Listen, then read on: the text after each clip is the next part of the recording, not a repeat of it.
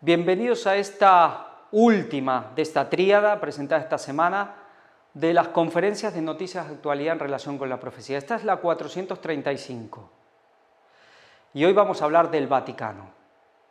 Sí, hoy vamos a hablar del titiritero, del que realmente está moviendo todo por detrás. Discursos empalagosos de la paz, del amor, del bien, pero realmente el gran señor de la guerra. Comencemos. Todo el mundo en pos de la bestia. El Papa Francisco recibió a la vicepresidenta argentina Victoria Villarruel. Aquí lo vemos, ella siguiendo el protocolo, toda de negro, muy respetuosa. Vamos a leer lo más interesante. ¿Cómo es el vínculo de Victoria Villarruel con la Iglesia Católica?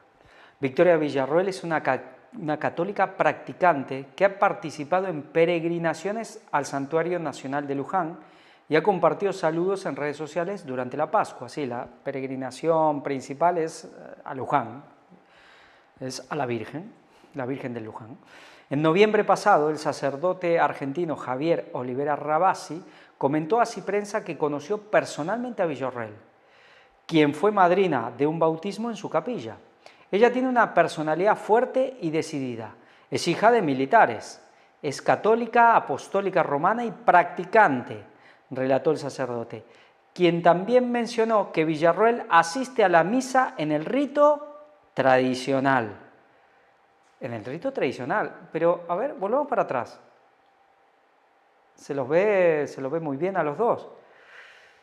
Ya sabemos que este Papa es el blanco de todos los, de todo lo peor que puede salir de la boca de un católico está dirigido a este Papa, especialmente de los católicos, me refiero a los del rito tradicional, los tradicionalistas, del rito tridentino y todo eso.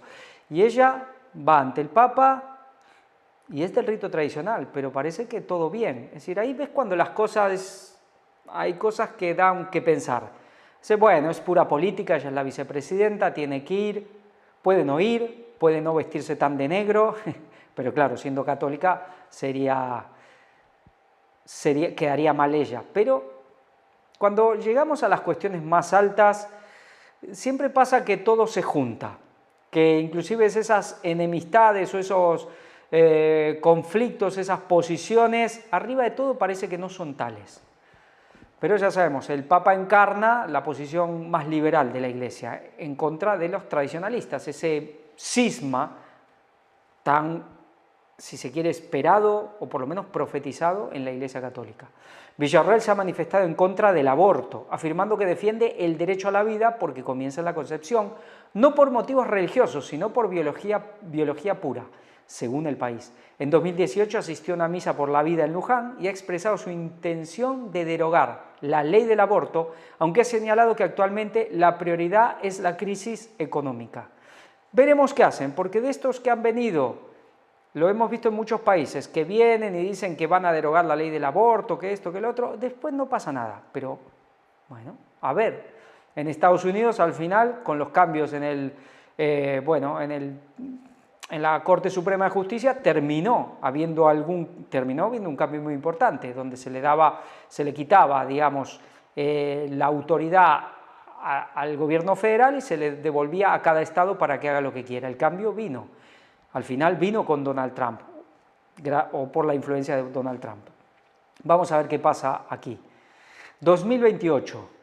Sydney será la sede del Congreso Eucarístico Internacional 2028. Sydney Noticias. En un anuncio que marca un hito para la Iglesia en Australia, el Vaticano ha designado a Sydney como la próxima sede del Congreso Eucarístico Internacional programado para 2028. La decisión se tomó tras la clausura del 53º Congreso Eucarístico Internacional en Quito, Ecuador, un evento que reunió a miles de fieles y destacó el poder sanador y unificador de la Eucaristía en tiempos de crisis globales. Es decir, en tiempos de crisis globales, el poder sanador y unificador, ¿en dónde está? Pues en la Eucaristía. El Congreso Eucarístico Internacional, celebrado cada 4 años, es una oportunidad para que los fieles profundicen en su comprensión de la Eucaristía como fuente y cumbre de la vida cristiana. Esto es algo, digamos, que todo católico sabe. El corazón del catolicismo, el punto central, lo principal, es que la Eucaristía, fuente y cumbre de la vida cristiana, pues será de la vida católica. Por supuesto que los cristianos celebramos, recordamos la Santa Cena, pero otra cosa es el concepto que tienen ellos, ¿no? Donde Jesús vuelve a encarnarse, por así decir, y vuelve a morir una y otra vez. Reflexiones desde Quito, la Eucaristía como camino a la fraternidad. Fratelli tutti, los conflictos globales, ¿cuál es el remedio? La Eucaristía. Parece que el remedio al mundo es la Eucaristía. Y esto es importante porque en esto se basa la Iglesia Católica. El reciente Congreso Eucarístico en Quito, celebrado del 8 al 15 de septiembre de 2024 bajo el lema La fraternidad para salvar al mundo, no solo fue un espacio de adoración, sino también de reflexión profunda sobre los desafíos contemporáneos. El Papa Francisco, a través de un mensaje en vídeo, destacó el papel central de la fraternidad como un requisito para la construcción de un mundo más justo y humano. Digamos, un mundo nuevo, un nuevo orden, ¿en qué? Basado en la fraternidad, ahí tenemos la encíclica papal Fratelli Tutti, pero todo centrado en ¿qué cosa? En la Eucaristía. Sin Eucaristía no hay transformación, no hay fraternidad, no hay sanidad para el mundo. Un encuentro para sanar al mundo. Aquí lo vemos. El Congreso en Quito también sirvió para reflexionar sobre las heridas del mundo, incluyendo la crisis ecológica, las divisiones políticas y los desafíos migratorios. En este contexto, la Eucaristía fue presentada como un medio para sanar y reconciliar. Al respecto, el obispo Andrew Cossens, quien presidió el Congreso Eucarístico Nacional en Estados Unidos, señaló que la Eucaristía no solo es un sacramento de unidad, sino también de sanación, capaz de iluminar la oscuridad del mundo con la luz de Cristo. Es decir, ¿cuál es la solución al mundo? La Eucaristía. La Eucaristía. Porque si hablamos de catolicismo, hablamos de Eucaristía. Sí, hasta el pobre y noble y tan bueno San Francisco de Asís, pues dijo que los que no aceptaban la Eucaristía, pues hasta la muerte les era merecida. La mirada de la Iglesia ahora se dirige hacia 2028, esperando que este evento sea un momento de gracia y renovación y que inspire a las generaciones futuras a vivir su fe de manera más profunda y comprometida. Pues ya vemos cuál es la solución, la Eucaristía. ¿Y cuándo es el próximo encuentro? 2028. Interesante. 2033. Dice, bueno, pero aquí ya, ahí no llegamos. Pero ellos tienen su agenda. El Papa Habitae Colloquium 2024, haga mucho más lío. ¿Y qué es esto? Francisco animó a empresarios y líderes globales que participaron en el encuentro internacional de la Habitae Global Foundation, organización que promueve la fe a través de las artes, los medios de comunicación y el entretenimiento. El Papa nos dijo, haga mucho más lío, más. Relató Luis Quinelli, presidente de Vitae, quien quedó impresionado por la enorme energía que emana de Francisco. Lío. El último noticias que hablábamos de conflictos en las naciones, disturbios. Y vamos a ver algo al final, pero ya vemos lo que el Papa está intentando generar desde que llegó, digamos, a la silla de Pedro, hacer lío, generar problemas, porque en el fondo es eso, que es sembrar la anarquía. El Vitae Colloquium 2024 convocó representantes de países como Estados Unidos, México, España, Francia, Argentina e Inglaterra para reflexionar acerca de los desafíos que enfrentan las nuevas generaciones. Los participantes manifestaron su compromiso con la visión 2033 de Vitae Global Foundation, que busca alcanzar a 1.000 millones de jóvenes con el mensaje de Jesús. 1.000 millones. Este objetivo sigue la Agenda 2033 que promueve el Santo Padre, fecha en que se cumplirán los 2000 años de la pasión, muerte y resurrección de Jesucristo. Bueno, los papas saben muy bien cuándo murió Jesús. Ellos saben que justamente el papado es quien manipuló el calendario para que esto no quede muy claro, pero saben que no es el 33. Jesuitas, cambios en derecho y moral. Sean tiernos, sean valientes. En un libro, Los diálogos del Papa con jesuitas del mundo. Sí, es un libro editado por el padre Antonio Spadaro, publicado por Levi y Garzanti. Recoge 18 conversaciones de Francisco con miembros de la Compañía de Jesús que tuvieron lugar durante viajes apostólicos internacionales. Ya hemos visto cómo cada vez que él viaja a donde sea, se reúne con los jesuitas del lugar, siempre que los haya. Puede ser que haya algún lugar que no hay, que son pocos, pero cuando el Papa va a un lugar y hay jesuitas, se reúne con los suyos, por supuesto. Los valores del pontificado, la presentación. Bueno, aquí vamos a seguir con los jesuitas y veamos algo que pasa en India. Hindúes ofenden a católicos, ponen en duda la autenticidad de restos de San Francisco Javier. Claro, el gran ícono de la evangelización al lejano oriente, Francisco Javier, pero aquí hay alguien que pone en duda. Dice, también lanzan una campaña para reemplazar a San Francisco Javier como protector de Goa, conocido cariñosamente como por Parshuram, una figura de la mitología hindú. Así lo llaman a San Francisco Javier. Lo ven como un ataque a la Iglesia Católica, pero hay alguien que, digamos, ha dicho que han hecho pruebas y que no es tal, que es un monje budista, el cuerpo, las reliquias que quedan ahí, es un monje budista, pero hubo una reacción de la comunidad católica del lugar muy, pero muy fuerte. Y el catolicismo tiene algo muy especial, que a veces, aunque sean pocos y aunque a veces sean una minoría, no se sabe cómo, pero tienen mucho poder.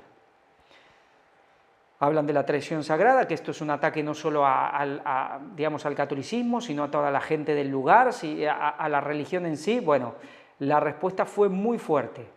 Así que seguramente quedará en la nada y seguirá siendo San Francisco Javier, aunque lo sea o no, porque murió por ahí. Sínodo de la sinodalidad, este sínodo tan esperado, donde también supuestamente, según las profecías católicas o las interpretaciones que hacen de ellas, muchos de hoy, después de este sínodo vendría ese aviso, que no se sabe qué es la iluminación de la conciencia, está ahí si es la gran aparición que esperan de la Virgen, porque ellos esperan una gran aparición de la Virgen. Nosotros sabemos que eso tiene que pasar, pero este sínodo es un punto crucial según las interpretaciones que hacen de las mismas profecías marianas y católicas. 7 cosas sobre el próximo sínodo, sobre la sinodalidad, que no sabías. Total de mujeres con derecho a voto, pecados de los que se pedirá perdón, aumento de presencia no católica o temas de foros públicos son algunas de las novedades para esta segunda y última parte del sínodo sobre la sinodalidad. Sí, parece un trabalenguas, ¿no? Zenit, del 2 al 27 de octubre se celebrará en Roma la segunda y última etapa del sínodo sobre la sinodalidad.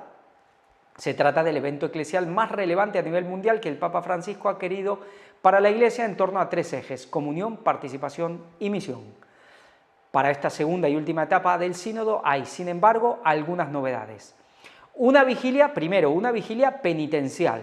Al concluir el retiro espiritual en el que participarán quienes acuden al sínodo, la tarde del martes 1 de octubre habrá una vigilia penitencial en la que el Papa Francisco pedirá perdón por los pecados de la Iglesia, a saber, pecado contra la paz, pecado contra la creación, contra los pueblos indígenas, contra los migrantes, pecado de los abusos, pecado contra las mujeres, la familia, los jóvenes, pecado de la doctrina utilizada como piedra que hay que arrojar contra el otro, pecado contra la pobreza, pecado contra la sinodalidad, falta de escucha, comunión y participación de todos.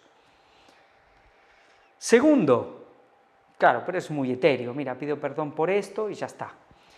Es muy etéreo y a veces inclusive cuando son muy directos, sabemos que en el fondo es papel mojado, siempre esos supuestos arrepentimientos del Vaticano. Segundo testimonio de víctimas. La celebración penitencial presidida por Papa Francisco incluirá un momento para escuchar 3 testimonios de personas que han sido víctimas de pecado. El pecado de los abusos, El pecado de la guerra, el pecado de la indiferencia ante el drama presente en el fenómeno de todas las migraciones. Número 3. Oración ecuménica y presencia de más representantes no católicos. El Papa decidió aumentar el número de delegados fraternos. La segunda sesión de octubre de 2024 acogerá 16 representantes de otras iglesias y comuniones cristianas en lugar de los 12 del año pasado.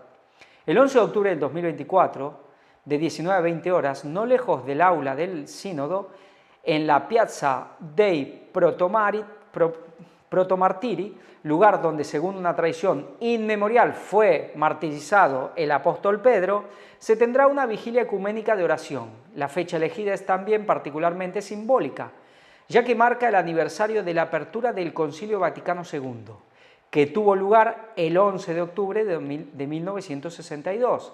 Sí, celebran también, la conmemoración del Vaticano II, ese tan polémico, el más polémico de todos los concilios vaticanos, donde muchos dicen que aquí comenzó o fue el fruto de la infiltración masónica en la Iglesia. Que realmente vean lo que había en la época dorada de la Iglesia, dorada según ellos, en el medioevo, quiénes eran todos esos papas, lo que creían, la simbología que usaban, y verán que simplemente es lo mismo, hubo solo un cambio de estrategia. La forma de tomar el poder y de poner el trono en Jerusalén, la forma que intentaron durante 1000 años no se pudo, hubo que cambiar de estrategia y no les quedó más remedio que optar por el ecumenismo, nada más, pero la agenda sigue siendo la misma y el ocultismo sigue siendo el mismo desde el principio del Vaticano. Esta oración será una ocasión para dar gracias por todos los frutos ecuménicos que se han desarrollado en el impulso del concilio, destacando los 60 años transcurridos desde la publicación de la Constitución dogmática sobre la Iglesia Lumen Gentium y el decreto sobre el ecumenismo Unitatis Redintegratio, 21 de noviembre de 1964, esto es con Pablo VI. Cuarto, obispo nicaragüense expulsado por la dictadura de Ortega participará en el sínodo, como propaganda les viene muy bien. El obispo de Matagalpa, la ciudad esta que está en Nicaragua, Rolando Álvarez, vuelve a la escena pública al haber sido elegido por el Papa para participar en el sínodo. Quinto, los foros teológicos pastorales. Habrá 4 foros teológicos pastorales abiertos a todos, incluidos los periodistas acreditados. 2 de ellos se celebrarán el 9 de octubre, uno sobre el pueblo de Dios sujeto de la misión, en el aula de la curia de los jesuitas, y el otro sobre el papel y la autoridad del obispo en una iglesia sinodal. En el Augustinianum. Los otros 2 foros se celebrarán el 16 de octubre. Los temas serán las mutuas relaciones entre la iglesia local y la iglesia universal, en el aula de la curia de los jesuitas, y el ejercicio del primado y el sínodo de los obispos, en el Augustinianum. En estos foros participarán teólogos, canonistas, obispos y otros con la posibilidad de dialogar. Los foros también estarán disponibles en línea bajo demanda. Número 6. Total de participantes y mujeres con derecho a voto. El número de participantes en la segunda sesión de octubre del 2024 es similar al de la primera, con 368 miembros con derecho a voto, incluidos 272 obispos y 96 no obispos. 45 mujeres tienen derecho a voto. Séptimo, las bajas de 2023 respecto de 2024. 26 personas que estuvieron en la primera etapa del sínodo en 2023 decidieron no participar en la edición de 2024. Han sido sustituidos con nuevos nombramientos. Uno ve esto y es muy tedioso, la lectura, oírlo, leerlo, escucharlo. Y parece que son cosas de ellos, que no afectan al mundo, pero estas cosas cambian el mundo. Cuando el Vaticano, cuando el catolicismo se junta, cuando hay un encuentro importante, esto cambia el mundo. Generalmente nunca para bien. Esto que parece que no importa a los demás, pues importa y mucho. En vísperas del sínodo, conocidos sacerdotes publican sobre temas LGBTQ. Apenas unos días después de que los organizadores de la segunda sesión del sínodo de la sinodalidad en octubre dijeran que los temas no eran el foco de las discusiones, 2 participantes destacados han intervenido públicamente sobre la cuestión de los católicos que se identifican como LGBTQ. El sacerdote dominico Timothy Radcliffe y el jesuita padre James Martin publicaron el 19 de septiembre reflexiones personales sobre los enfoques pastorales de los católicos que experimentan atracción hacia personas del mismo sexo. Sí, algo que es muy común en la curia, por ejemplo, ¿no? Bueno, en el clero, digamos. El padre Radcliffe, quien se desempeñó como asistente espiritual en la Asamblea Sinodal de 2023, ha generado controversia en el pasado con declaraciones sobre la atracción hacia personas del mismo sexo. Escribió en la edición del 19 de septiembre del Observatorio Romano, el periódico de la Santa Sede, sobre estar en el camino sinodal con los católicos homosexuales. El dominico de 79 años, no es joven, escribió que los deseos entre personas del mismo sexo, como todos los deseos, son dados por Dios y necesitan ser educados en lugar de negados. Bueno, claro, esto levanta mucha polvareda que alguien diga algo así. El padre Radcliffe elogió a los católicos homosexuales maduros en relaciones comprometidas. Aquí está el punto. Vale, sí la homosexualidad, pero no a la promiscuidad. Sea homosexual o, por supuesto, heterosexual. Ellos, por eso dice, relaciones comprometidas. Ahí es donde ponen el límite. Ellos, claro, no aceptan, por así decir, todo lo que es el orgullo gay y todo eso. No, ellos ponen un límite ahí. Puedes ser gay, pero tienes que tener tu pareja y, digamos, una cuestión monógama. La enseñanza de la Iglesia ya se está desarrollando a medida que se refresca con la experiencia vivida. Las personas homosexuales ya no son vistas solo en términos de actos sexuales, sino como nuestros hermanos y hermanas que, según el Papa Francisco, pueden ser bendecidos, agregó. Fuerte oposición en el sínodo. Mientras tanto, el padre James Martin cubrió el 19 de septiembre para la revista americana las conversaciones que tuvo con los delegados del sínodo durante el año pasado sobre lo que describió como cuestiones LGBTQ. El controvertido jesuita, como no, que asistió al sínodo del 2023 como designado papal, informó haber encontrado una fuerte oposición. El sacerdote que fundó el grupo pro-LGBTQ, Utrecht, describió varias objeciones que escuchó de los participantes del sínodo, incluido la de la ideología LGBTQ, que la ideología LGBTQ representa una forma de neocolonialismo impuesto a las culturas tradicionales. Bueno, vemos cómo se trata de imponer esta ideología a sectores, lugares del mundo o culturas tipo indígenas o tantas más que no quieren saber nada, pero cómo se va machacando para que sí o sí lo acepten. Al final, la mejor manera de ayudar a aquellos que se oponen a la comunidad LGBTQ, escribió el padre Martin, es conocerlos, escucharlos y llegar a conocerlos como hijos amados de Dios, es decir, nuestros hermanos y hermanas en Cristo.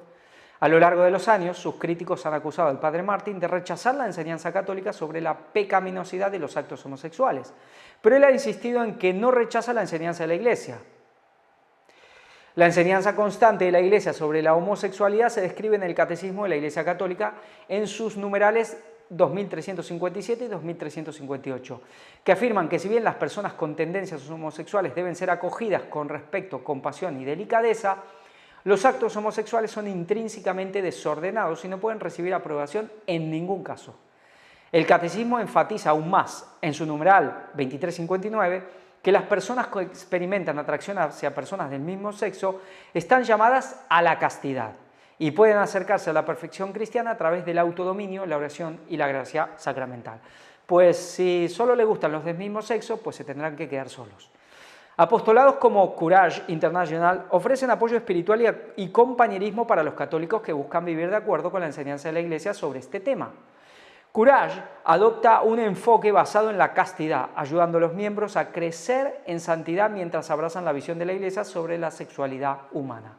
Los artículos del padre Radcliffe y del padre Martin aparecen cuando el sínodo de la sinodalidad se prepara para celebrar su segunda y última sesión del 2 al 27 de octubre en el Vaticano, digamos que está en plena marcha. Se espera que la reunión de obispos y otros participantes discutan una serie de temas relacionados con la misión de la vida interna de la Iglesia. Los temas controvertidos como los asuntos LGBTQ se han delegado a la competencia de 15 grupos de estudio, cuyo mandato se extiende más allá del sínodo de octubre hasta junio del 2025. Estos grupos proporcionarán una actualización sobre su trabajo al comienzo de la sesión sinodal en octubre. Pues gran parte, especialmente el mundo más tradicionalista, está muy atento, porque como decíamos hace poco, tienen muchas interpretaciones proféticas con respecto a este sínodo. Vamos al ecumenismo. Papa confiesa que se le ha pedido solución definitiva sobre celebración de la Pascua con todos los cristianos. Palabras del Papa al grupo Pascua Together 2025, es decir, la Pascua, es decir, todos juntos en la Pascua del 2025. Vamos a leer lo que está remarcado. Nos habla aquí del Papa y del Patriarca Bartolomé I. A los dos líderes cristianos, el grupo les pidió que la celebración común de la resurrección el año próximo no sea una excepción, sino que se convierta en habitual para todas las iglesias cristianas, un paso más hacia la unidad, en preparación del próximo segundo milenio de la redención en 2033, cuando se celebrará el 2000 aniversario de la resurrección de Cristo. Pues se van a quedar con las ganas de celebrar el 2000 aniversario, sin duda. Pascua Juntos 2025 nació precisamente con vistas al próximo aniversario excepcional que en 2025 verá coincidir la fecha de la Pascua en los calendarios gregoriano y juliano. Los cristianos de las iglesias occidentales y ortodoxas, por tanto, la celebrarán el mismo día. Sí, por una cuestión, digamos, de coincidencia de calendarios, porque uno sigue en el gregoriano y otro es el juliano, pues el año que viene toca en el mismo día y justo cuando se conmemora algo. Además, se conmemorará el 1700 aniversario del Concilio Ecuménico de Nicea, que promulgó el símbolo de la fe, el famoso credo, ¿no? Creo en Dios Padre Todopoderoso, Creador del cielo y de la tierra, y trató el tema de la fecha de la Pascua. Se cumple este 1700 años del Concilio Ecuménico de Nicea, tan importante para el ecumenismo, y justo coincide la Pascua de todos los cristianos. Bueno, si lo hubiesen buscado, realmente no les habría salido tan bien, o quizás sí. Vamos a leer lo que está remarcado. El año próximo, que para la Iglesia Católica será el del jubileo ordinario, antes eran cada 50 años, ahora son cada 25, es lo que se cambió en el año 2000, la celebración de la Pascua, debido a la coincidencia de los calendarios, será común para todos los cristianos. Se trata de un signo importante, al que se añade el 1700 aniversario de la celebración del primer concilio ecuménico, el concilio de Nicea. Es decir, que se juntaron, ¿por qué ecuménico? Porque se juntaron todos los grupos cristianos, porque ya estaba bastante dividida la iglesia, ¿no? Aparentemente todavía seguía siendo, Occidente y Oriente estaban juntos, pero ya había distintos grupos por aquí y por allá, y ahí se juntan todos. Fue el primer concilio así multitudinario, donde fueron de todos lados, que además de promulgar el símbolo de la fe, también trató la cuestión de la fecha de la Pascua, a causa de las diferentes tradiciones que ya existían entonces. En más de una ocasión se me ha pedido que busque una solución a esta cuestión, para que la celebración común del día de resurrección deje de ser una excepción y se convierta en la norma. Pero, sobre todo, quisiera confiar a todos un pensamiento que nos remite al núcleo de la cuestión. La Pascua no se produce por iniciativa propia ni por un calendario u otro. El acontecimiento pascual tuvo lugar porque Dios amó tanto al mundo que le entregó a su Hijo único para que todo aquel que en él crea no se pierda, sino que tenga vida eterna. Esto es Juan 3,16. No nos encerremos en nuestros esquemas, en nuestros planes, en nuestros calendarios, en nuestra Pascua. La Pascua es de Cristo. Y es bueno que pidamos la gracia de ser cada vez más sus discípulos, dejando que Él nos muestre el camino a seguir y aceptando humildemente su invitación, ya hecha un día a Pedro, a seguir sus huellas y a no pensar según los seres humanos, sino según Dios. Pero él siempre lo remarca, a Pedro. Es decir, remarca y pone ante todos los cristianos que el que manda aquí es Pedro, es decir, es él, es el Vaticano. Bueno, aquí concluye, como siempre, no se olviden de rezar por mí. Nueva peregrinación reúne a cristianos musulmanes y judíos, musulmanes y judíos en Tierra Santa. ¿Qué es esto?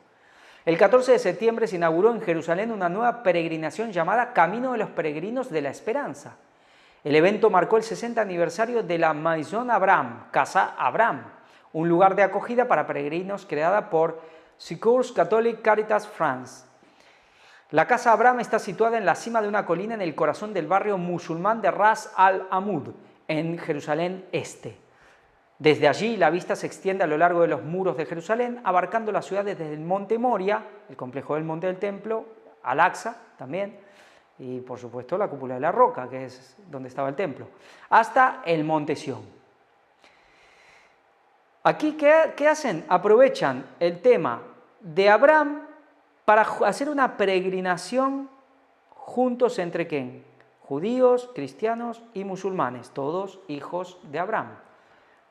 Pues la verdad que van moviendo muy bien siempre el catolicismo estas cosas para ir generando también esta comunión, este ecumenismo interreligioso, este diálogo interreligioso. Y bueno, parece que a partir de la cuestión del COVID cayó mucho, no fue nadie, solo los pobres, pero intentan revitalizarlo otra vez. Aquí vemos un poco, pero siempre ellos moviendo las cosas. El camino de los peregrinos de la esperanza fue concebido como una reflexión sobre la misión de la casa Abraham. La ruta serpentea bajo el jardín y las terrazas de la casa, marcada por 15 estaciones, no 14 como son las estaciones en las iglesias, ¿no? las estaciones de la cruz, de la pasión. Estas son 15. Con azulejos de cerámica que representan citas de la Biblia hebrea, es decir, el Tanaj y el Corán. Está inspirado en los valores cristianos, pero creemos que personas de todas las religiones podrían encontrar inspiración, afirmó Thibault a CNA. El mensaje central es la hospitalidad. Necesitamos practicar la hospitalidad y esto debe expandirse, que es la esencia de la misericordia. Bueno, aquí estamos. Interesante que también estaba metido el famoso canal EWTN, que es el canal de la Madre Angélica, que bueno, que ya murió, pero es un canal muy tradicional. Ella siempre fue muy tradicional, siempre apuntaba sus dardos contra los liberales, pero sí metido este canal tradicional en este ecumenismo interreligioso. Al final todos van pasando por el aro. Bueno, aquí están las distintas, habla de las distintas estaciones y toda esta cuestión. Nos habla como en el COVID bajó mucho la participación, pero están tratando de revivir la cuestión. Papa Francisco en la oración ecuménica del Sínodo, que la cruz de Cristo nos guíe a la unidad. Bueno, aquí nos habla, es interesante, dice, nos habla de la cruz de San Damián, ¿no? Dice, al iniciar el evento, el segundo párrafo, el cardenal Kurkok, prefecto del dicasterio para la promoción de la unidad de los cristianos, explicó que en la plaza de los protomártires, ya lo veíamos en un artículo anterior, en el Vaticano, donde se hizo la oración con la cruz de San Damián, según una tradición inmemorable, ocurrió el martirio del apóstol Pedro. Esta cruz de San Damián, bueno, es muy famoso porque en la iglesia de San Damián, cuando San Francisco de Asís estaba orando cuando él se convierte, porque él se había unido a según lugares de caballería, fue a alguna guerra, lo metieron, estuvo cautivo un año, luego volvió, se convirtió, dejó las armas, renunció a su herencia familiar, por eso su padre lo dio toda la vida, porque era de buena familia, por así de buena familia me refiero, ya me entienden, ¿no? A cuestión de riquezas, de una posición social. Al padre fue una vergüenza tremenda, fue una traición lo que hizo su hijo, y él orando o rezando en la iglesia de San Damián, ante la cruz de San Damián, fue cuando escucha las famosas palabras: Francisco, Francisco, reconstruyo, restaura mi casa, que como ves está en ruina. Y él, claro, interpretó que era la iglesia del pueblo, cosa que hizo, y luego alguna otra más, pero después del tiempo había interpretado que era un llamado a reconstruir, a restaurar la Iglesia Católica universal. Y algo que realmente ha hecho, es un antes y un después la cuestión de San Francisco de Asís. Es un personaje, claro, de punto de inflexión total en la Iglesia Católica, es indudable. Y aquí, bueno, nos habla de la reflexión del Papa Francisco, el tema, esta cruz. Es una cruz, si alguien la quiere buscar, es una cruz particular porque tiene varios agregados, ángeles, vírgenes, hay muchas cosas. Bueno, nos habla de Juan 23, pero todo el tema ecuménico. Vamos a condonación de deuda. Balestrero, la deuda de muchos países es insostenible, necesario un cambio radical. Recordamos este tema, ya se venía hablando en los años 90 y tuvo un fuerte énfasis como de llevarlo a cabo en el jubileo del año 2000 por Juan Pablo II. Este tema de que los países ricos les condonen la deuda a los países pobres. Claro, la deuda es muy amplia, no solo es de un país, es de privados, pero bueno, ¿quién tendrá que perdonar aquí? ¿Los privados, las grandes familias o cuestiones de deudas que tienen que ver más con los estados? Seguramente más los estados tendrán que perdonar. El observador permanente de la Santa Sede ante la ONU intervino ayer en Ginebra en la 57ª sesión ordinaria del Consejo de Derechos Humanos. El desarrollo es un derecho, vivimos en un sistema que agrava las desigualdades, así que hay que cambiar el sistema. El observatorio romano. El auténtico desarrollo concierne a cada persona y a toda la persona en todas sus dimensiones, superando también las desigualdades exacerbadas por el actual sistema económico. Sí, el famoso sistema liberal que tiene la culpa de todo. Así lo reiteró Monseñor Ettore Balestrero, observador permanente de la Santa Sede ante la ONU y otras organizaciones internacionales en Ginebra, en dos declaraciones realizadas ante el Consejo de Derechos Humanos y el Consejo de Comercio y Desarrollo de la UNCTAD.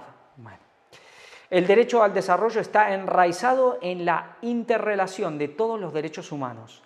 Recordó el nuncio apostólico que pidió un compromiso de solidaridad renovada, incluida la solidaridad intergeneracional, como ha solicitado el Papa, respecto a la propuesta a nivel internacional de ampliar el concepto de generaciones futuras.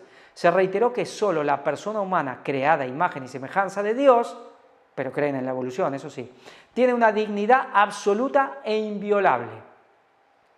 En cuanto al compromiso contra la pobreza, ante la dificultad de muchos países en desarrollo para devolver deudas insostenibles, Monseñor Balestrero subrayó que es imperativo emprender una acción radical y transformadora de la deuda, teniendo en cuenta también la posibilidad de su condonación. Ellos siguen insistiendo en esto. ¿Hasta qué punto lo lograrán?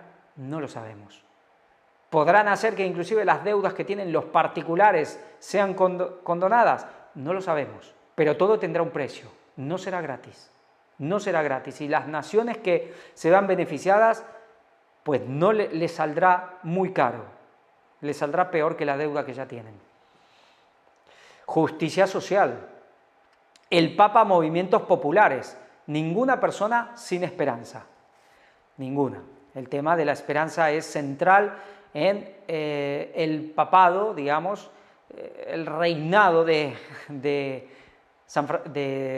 Papa Francisco. Por eso quizás algunos adventistas recordarán cómo a partir de que empezó el pontificado de Francisco, también la Iglesia Adventista no paró de hablar de la esperanza y la esperanza, inclusive con un libro, El poder de la esperanza y esto y lo otro. El Santo Padre participó en un encuentro con los movimientos populares en el Palacio San Calixto, organizado por el Dicasterio para el Servicio del Desarrollo Humano Integral para conmemorar los 10 años de la primera reunión con el pontífice.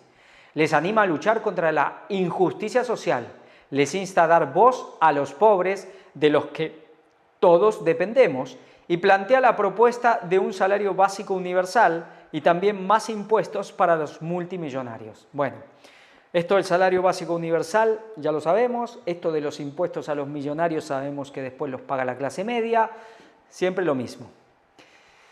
Sigamos, conmemoramos un momento que ha marcado nuestra historia común, la de ustedes y la mía. Con estas palabras, el Papa Francisco introdujo su extenso discurso a los movimientos populares, con quienes se reunió el viernes 20 de septiembre por la mañana en el Palacio San Calixto para conmemorar los 10 años de su primer encuentro con ellos, hablándoles en español en el evento, promovido por el Dicasterio para el Servicio del Desarrollo Humano Integral.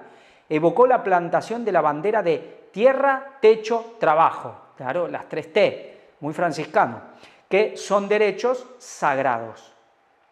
Francisco pidió que nadie les quite esa convicción a ustedes, que nadie les robe esa esperanza, que nadie apague los sueños.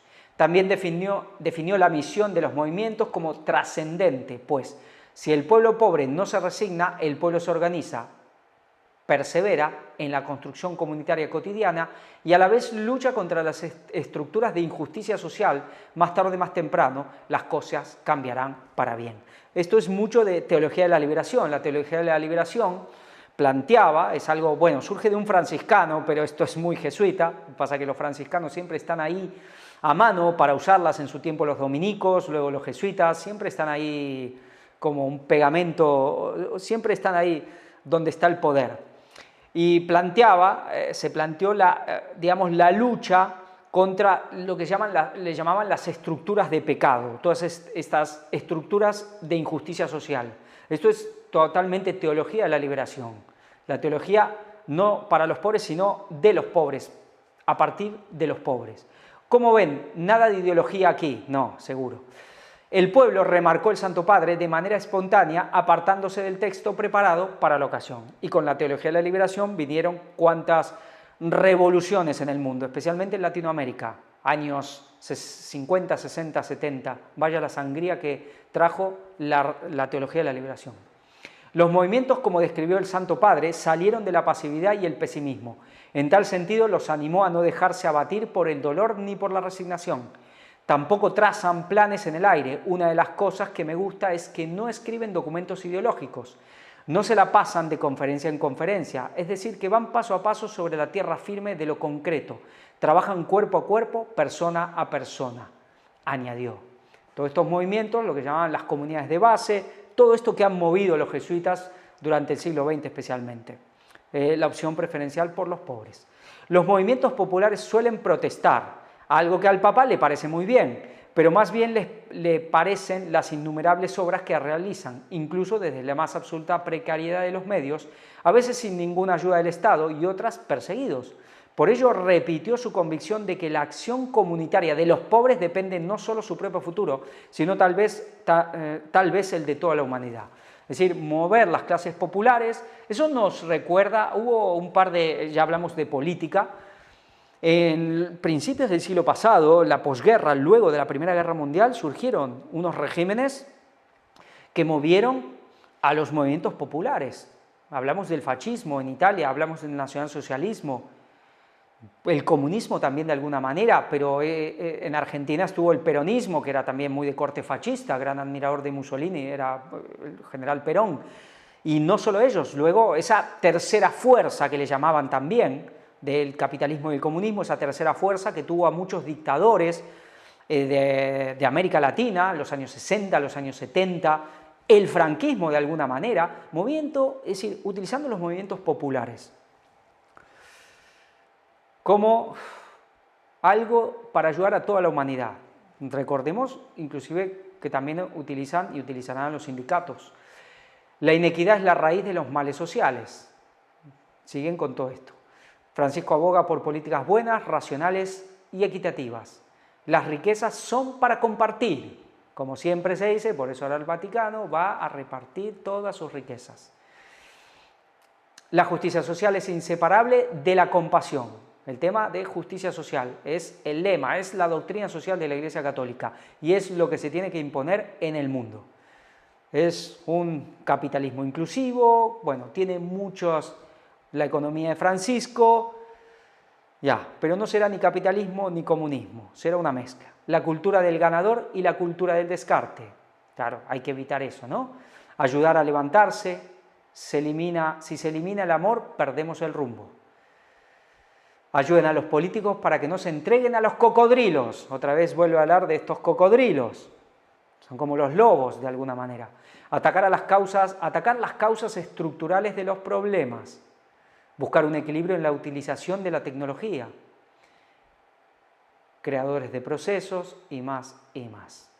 Dicasterio para la doctrina de la fe, es decir, la Santa Inquisición, para que nos entendamos. El Papa Francisco nombra consultores para la Oficina de Doctrina del Vaticano, incluido un polémico teólogo. El Papa Francisco ha nombrado a 28 nuevos consultores para el Dicasterio para la Doctrina de la Fe, la antigua Inquisición del Vaticano, incluido el teólogo moral Mauricio Chiodi, quien ha expresado opiniones contrarias a las enseñanzas de la Iglesia Católica. Pero, como siempre, desde los padres de la Iglesia, la Iglesia Católica es un gran mosaico, unidos en un tronco común, pero con muchas variantes. No todos, nunca están todos de acuerdo. Chiodi, un teólogo moral, ha sido objeto de escrutinio mediático en los últimos años por sugerir que el uso de anticonceptivos en el matrimonio podría ser moralmente permisible en algunas circunstancias. Miren cuál es el tema, ¿no? Es un tema que para algunos decís, bueno, ¿pero en serio hacen tanto lío por esto? En una conferencia del 2017 en Roma, el sacerdote también dijo que las relaciones homosexuales bajo ciertas condiciones podrían ser la forma más fructífera para aquellos con atracción por personas del mismo sexo. Disfruten de buenas relaciones. Aquí vemos esa postura más jesuita. Chiodi fue nombrado profesor de teología en el Pontificio Instituto Teológico Juan Pablo II para el matrimonio y las ciencias de la familia en 2019, tras su refundación por el Papa Francisco. También es miembro de la Pontificia Academia para la Vida desde 2017. El Dicasterio para la Doctrina de la Fe, la oficina del Vaticano responsable de las cuestiones de ortodoxia doctrinal en la Iglesia Católica y de la investigación y el enjuiciamiento de los abusos sexuales por parte de sacerdotes, está bajo el liderazgo del cardenal Víctor Manuel Fernández desde septiembre de 2023.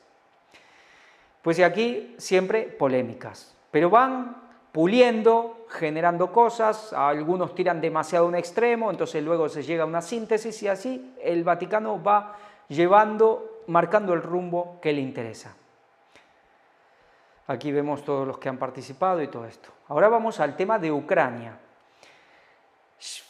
Bueno, Shevchuk, el Papa preocupado por Ucrania, siempre cerca de la gente. El jefe de la Iglesia greco-católica ucraniana fue recibido hoy por Papa Francisco en el marco de los trabajos del Sínodo en el que participa como miembro. Quería informar al Santo Padre sobre el desastre de la guerra y los desafíos que se avecinan para el invierno. Sobre la audiencia con el presidente Zelensky, para nuestro presidente, el Papa es una autoridad moral mundial. Sí, Zelensky no para de echarle flores al Papa, pero luego cuando el Papa no hace exactamente lo que él quiere, se enoja, parece como un... Zelensky lo vemos últimamente como un niño caprichoso, que no le queda otra que estar, digamos, totalmente sometido a la voluntad de Occidente, pero en cuanto no hacen o no le dan todo lo que quiere, protesta como, bueno, como un niño malcriado. Pero siempre al final termina alabando y reconociendo la autoridad moral suprema del Papa. Y él, digamos que es un ortodoxo. Él ahora está intentando, como lo hemos visto, que el patriarcado, es decir, Bartolomé I, el patriarca ecuménico de Constantinopla, la Iglesia Ortodoxa griega, lo reconozca un nuevo patriarcado en Ucrania, pero luego, porque obviamente está dentro de la esfera ortodoxa, pero luego cuando tiene que nombrar al líder supremo de la religión, es el Papa. Parece que Bartolomé tampoco se ofende por eso. Fue un momento espiritual de intercambio y reflexión. Con estas tres palabras, el arzobispo mayor Shevchuk resume la audiencia con el Papa de esta mañana, 10 de octubre, víspera del encuentro de Francisco con el presidente ucraniano Volodymyr Zelensky. Gracias a Dios que nuestro presidente viene a escuchar al Santo Padre, dice Shevchuk. El jefe y padre de la Iglesia greco-católica ucraniana fue recibido por el Papa en el Palacio Apostólico Vaticano antes de los trabajos del sínodo sobre la sinodalidad, en el que el arzobispo de, Kiev Halik participa como miembro aportando la voz de una población, la ucraniana, oprimida por un conflicto que parece interminable, y lo es, pero también la voz de las iglesias orientales, que en muchos países en guerra están casi en riesgo de extinción. El desastre de la guerra y la preocupación por los vulnerables. Quería informar al Santo Padre sobre la situación en Ucrania, sobre este desastre de la guerra que estamos viviendo y sobre los desafíos que tendremos que afrontar ahora que se acerca el invierno, explica Shevchuk a los medios vaticanos. El Santo Padre está realmente preocupado por la población civil, por todo lo que está sucediendo en Ucrania, por los vulnerables que son los que más están sufriendo. La situación en Ucrania es terrible, es un país destrozado. Se habla de unas 700.000, 800.000 bajas, 7 muertos heridos, muertos quizás sean unos 500.000, medio millón. Hay gente que habla de más, de 1 millón en total. Es decir, pero estamos viendo de una generación aniquilada, de un país destrozado territorialmente, económicamente y por sobre todo a nivel de población. Cuando uno, no sé si algunos de ustedes, algunos de vosotros han estado en un país que ha estado en guerra, que a veces ves cómo falta una generación. Yo recuerdo cuando estaba en Nicaragua. Nicaragua tuvo muchos años de guerra entre los sandinistas y los contra, organizados sí, por la CIA, por Estados Unidos. Tanto estaban en la frontera del sur como en la frontera del norte. Y realmente veías que había una generación que estaba muy disminuida. Había mucha gente que por ahí le faltaba una pierna, que tenían, bueno, que estaban totalmente inválidos, pero había una generación de hombres que no existía. Veías muchos jóvenes, porque ya habían pasado sus años cuando yo estuve, y luego gente mayor, pero había los que serían los adultos de mediana edad, había muy pocos, muchos muertos. Y seguía habiendo problemas con minas antipersonales que van quedando, es decir, el terreno queda destrozado también, no solo por lo que hizo la guerra, sino porque quedan, por ejemplo, lleno de minas antipersonales, que se usan mucho en las guerras, y luego sacarlas es un gran trabajo, y generalmente se encuentran cuando a uno le vuela una pierna.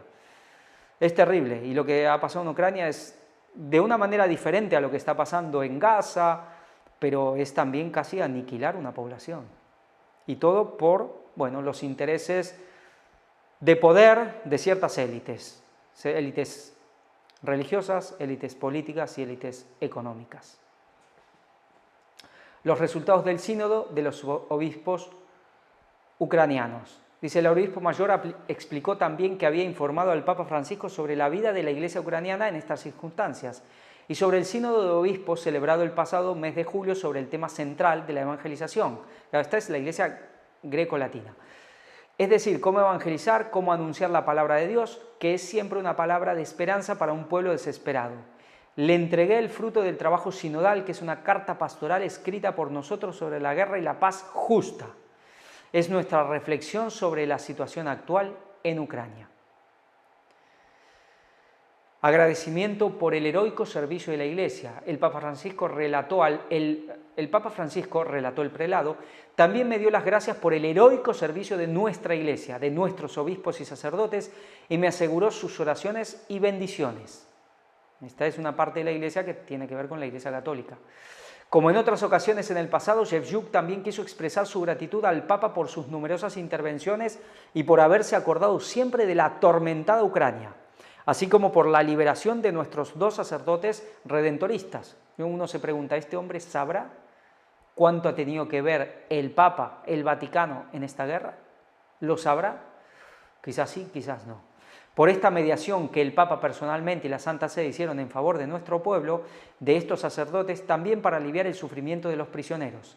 La referencia es a los dos religiosos, Iván Levitsky y Bogdan Geleta, detenidos en noviembre de 2022 y liberados por Rusia en un intercambio de prisioneros con Ucrania el 29 de junio. Un logro por el que el propio presidente Zelensky agradeció, entre otros, a la Santa Sede los esfuerzos realizados para traer a estas personas a casa. También nos habla aquí del encuentro con Zelensky. Dice, nuestro presidente respeta al Santo Padre como voz y autoridad moral mundial.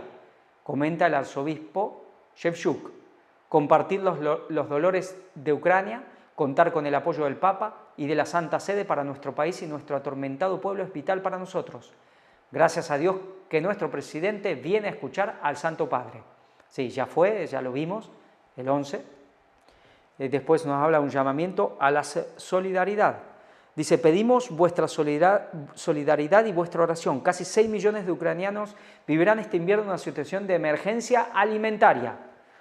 Un país que sobra alimento a nivel especialmente trigo.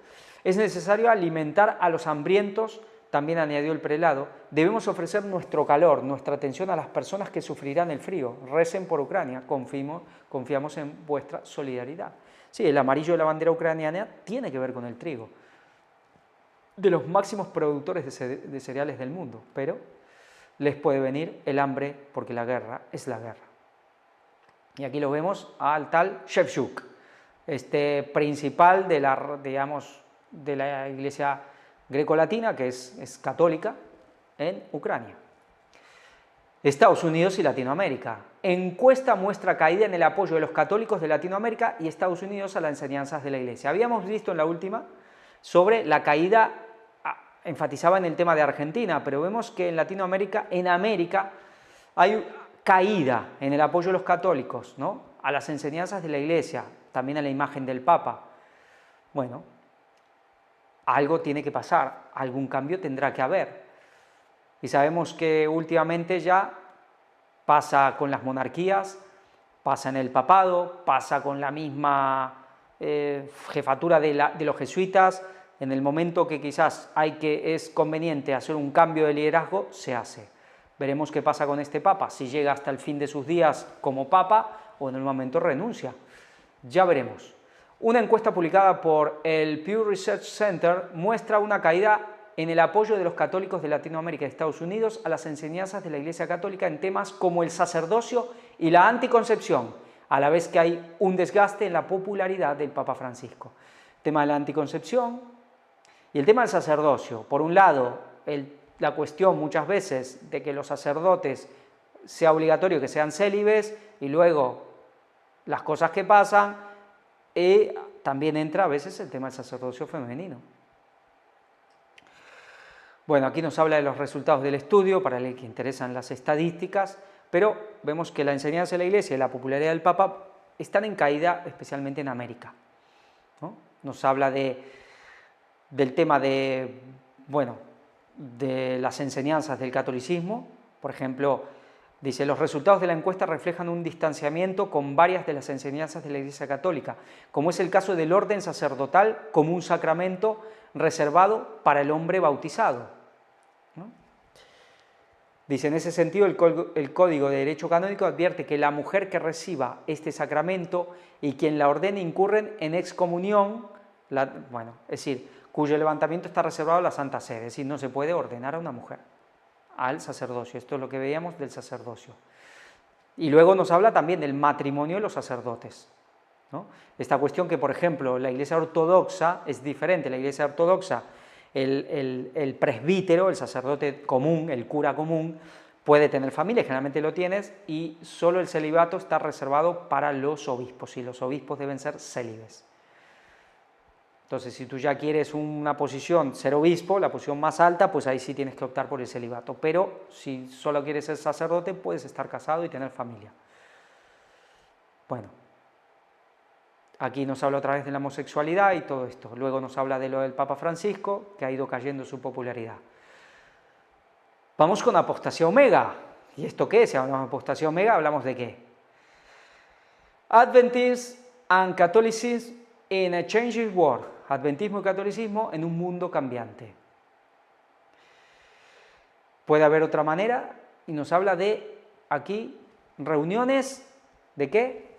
Católicos y adventistas. Sí, sí. En este mundo cambiante. Adventismo y catolicismo en un mundo cambiante. Las iglesias adventistas del séptimo día, católica y romana han tenido una relación turbulenta a lo largo de los años. Pero en el mundo actual muchas personas las consideran como si tuvieran mucho más en común que lo que las separa. ¿En serio? ¿Cómo qué? Sí, que todos tenemos dos ojos, una nariz y una boca. El panel explorará la intrigante cuestión de qué pueden aprender las dos iglesias una de la otra y qué podría implicar eso para el futuro. Reiner Brüsma presentará su nuevo libro sobre el tema al final del programa. Pues más de lo mismo, la apostasía, la unión total de la Iglesia Adventista cada vez más con el Vaticano. Y el año que viene, atentos al año que viene con el 2025, el Concilio Ecuménico de Nicea, que es el gran año donde se tienen que empezar ya a estrechar y a sellar el vínculo ecuménico, por lo menos en Occidente, en las distintas iglesias cristianas occidentales. Y para el final, ¿templarios? Sí, lo ponemos entre signo de pregunta, porque vemos aquí unos templarios, ¿serán que son templarios? Templarios demandan al Papa y piden su rehabilitación.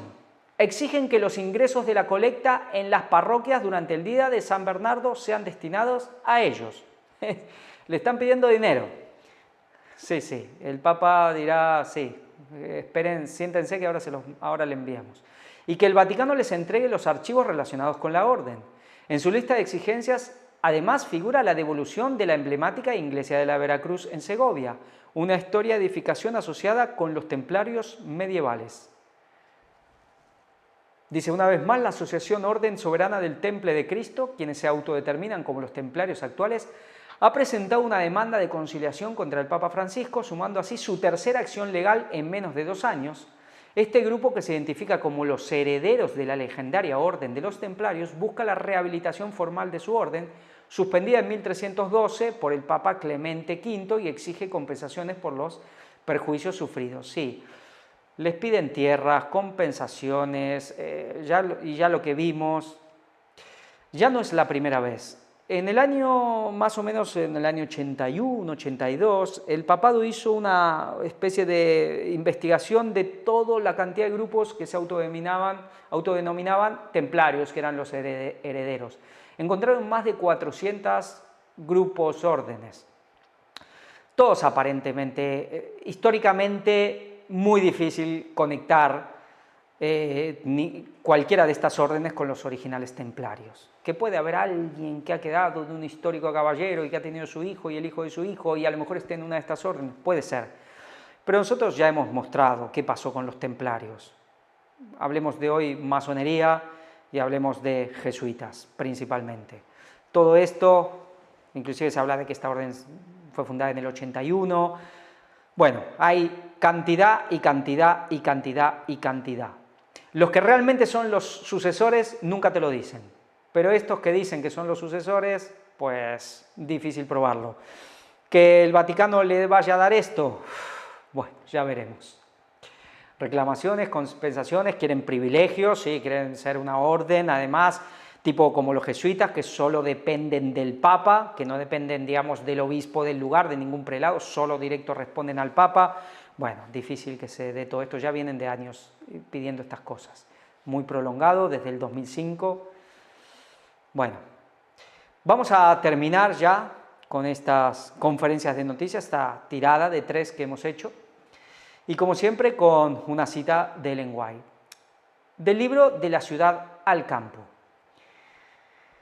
Debido a la actuación de compañías monopolizadoras y al accionar de los sindicatos y a las huelgas, las condiciones de vida en las ciudades se hacen cada vez más difíciles. Graves disturbios nos aguardan y muchas familias se verán en la necesidad de abandonar las ciudades. Recordábamos el Papa, hagan más lío, más, decía. Es decir, ya cada vez el énfasis es más fuerte. Conflictos sociales, guerras, conflictos económicos que se nos vienen encima, sindicatos. Es decir, si empieza a haber conflictos económicos, ahí es donde vamos a ver el cumplimiento de estas cuestiones de los sindicatos, que ya Ellen White hablaba, que ya en la Biblia se vislumbraba y que Víctor ya desde el principio lo ha dicho, lo que tendrán que ver por las citas de Ellen White clarísimas al fin del tiempo, pero claro, especialmente tenemos que esperar estas crisis económicas para que aquí se empiece a ver todas estas cuestiones en gran manera. Y el Papa pidiendo hacer lío. Se vienen disturbios, se vienen guerras civiles, se vienen revoluciones, todo esto se nos viene encima. Hay que cambiar un modelo, hay que terminar con estos modelos democráticos, constitucionales, hay que volver al viejo régimen para que el papado tome el poder. Tenemos monarcas en Europa que seguramente están esperando su momento. Hay profecías católicas que hablan que un Borbón, otra vez francés, se levantará y restaurará el catolicismo en Francia y en Europa con el rey de España a su lado. Veremos si Dios lo permite. Pero algo tiene que pasar, pero tiene que haber disturbios, problemas. Y el Papa, como ninguno, promocionando, incentivando, financiando y lo que haga falta para que esto pase. Y llegará el momento que esto será una realidad. En las ciudades cada vez será más difícil. Ya hay cuestiones, especialmente cuando se tienen niños, que las ciudades son lo que son, pero llegará el momento en donde sí todos tendremos, si Dios lo permite, tendremos la oportunidad y tenemos que ver esa cuestión para dejar atrás las ciudades y empezar a salir. Pero, mientras tanto, tenemos que seguir haciendo la obra. Y si nos toca quedarnos en las ciudades, pues tendremos que aguantar. Como siempre, los invitamos a ver todo lo que se refiere, no solo a las cuestiones proféticas, las cuestiones doctrinales, escuelas sabáticas, predicaciones, hay material para los niños, para los adolescentes, para los jóvenes, para las familias. Realmente el abanico está prácticamente completo, hay cuestiones de salud, realmente es muy abarcante, muy completo lo que el ministerio está haciendo desde hace tanto tiempo y más, porque sabemos que hay cosas que quedan todavía, hay puntos, hay lugares que hay que rellenar más todavía y se hará con la ayuda de Dios. Y como siempre, agradecidos a todos los que apoyan con sus recursos a este ministerio, porque es lo que nos toca, el tiempo es corto y esperemos que cuando ya no podremos comprar ni vender, no nos quede ni una moneda ahorrada en ningún lado, que todo lo hayamos puesto para la causa de la verdad. Dios los bendiga, Maranata 2031.